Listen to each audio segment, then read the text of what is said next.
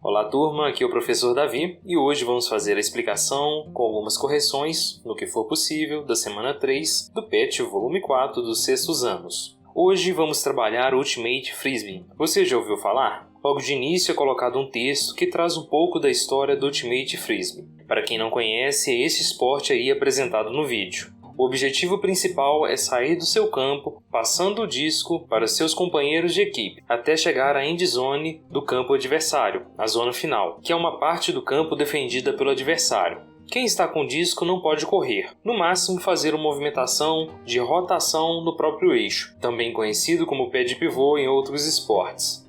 Na sequência, temos aqui a apresentação de algumas regras. É importante a leitura destes textos para compreender o que é Ultimate Frisbee, entender as regras e executar as atividades na sequência. Aqui tem como se joga e é apresentado aqui o campo e suas dimensões. E depois temos as atividades. Aqui tem o número 2 porque a atividade 1 é apenas a leitura e entendimento dos textos. A atividade 2, então, é composta pela número 1, 2 e 3. A questão número 1 pede o seguinte: de acordo com o que você leu, quais são as dimensões do campo do Ultimate Frisbee? E aí, retornando a esta parte aqui do texto, a gente tem que as dimensões do campo são: o campo de Ultimate Frisbee tem 37 metros de largura por 100 metros de comprimento. Aqui é uma possibilidade de resposta. Caso queiram, podem complementar, exemplificando cada uma das zonas e as dimensões respectivas. A número 2 pede o seguinte: qual o peso do disco de Ultimate Frisbee? Essa informação é colocada no início do primeiro texto. O disco de Frisbee tem 175 gramas. E a última questão aqui da número 2 coloca o seguinte: o que é a end zone? End zone, traduzindo de forma bem literal, zona final, é a parte final do campo onde são marcados os pontos. Na sequência temos aqui alguns movimentos ou fundamentos do Ultimate Frisbee, que é o passe, o arremesso do disco e a recepção, que deve ser feita com as duas mãos por uma questão de segurança.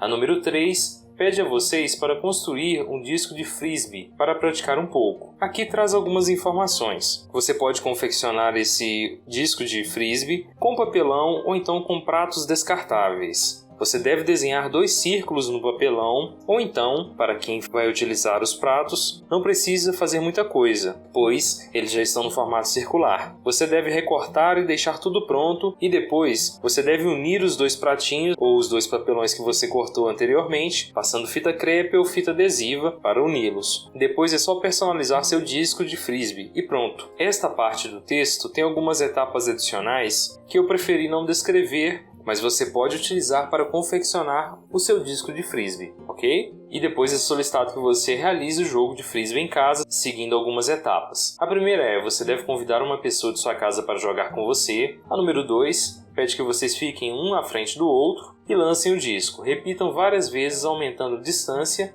e sempre buscando receber o disco de frisbee com as duas mãos por uma questão de segurança. A número 3 pede para vocês fazerem variações nos lançamentos do disco. Você pode fazer em pé, agachado, por baixo da perna, girando o corpo e outras inúmeras possibilidades. A número 4 pede para você usar sua criatividade para variar esse lançamento, aumentando assim suas habilidades. E a número 5, para fechar a semana, pede para você registre em seu caderno como foi a prática da recepção e lançamento do disco, levando em consideração as informações de distância e posição do seu corpo. E aí você deve colocar então como foi a sua prática, tanto do lançamento quanto da recepção. Se você gostou, se não gostou, se teve ou não uma dificuldade. E eu coloquei aqui um exemplo de possibilidade de resposta, lembrando que aqui é uma resposta pessoal. Coloquei aqui, por exemplo, gostei da atividade, e você poderia apresentar os motivos, ou então não gostou da atividade e também apresentar os motivos por não ter gostado da atividade. Se foi fácil ou se você teve alguma dificuldade em algumas distâncias e variações do exercício. Aqui você pode descrever de forma bem à vontade mesmo qual foi a sua percepção. Com isso, nós concluímos aqui então a semana 3 dos sextos anos. Quaisquer dúvidas deixem no campo de comentários e não se esqueçam de se inscrever no canal. Um abraço!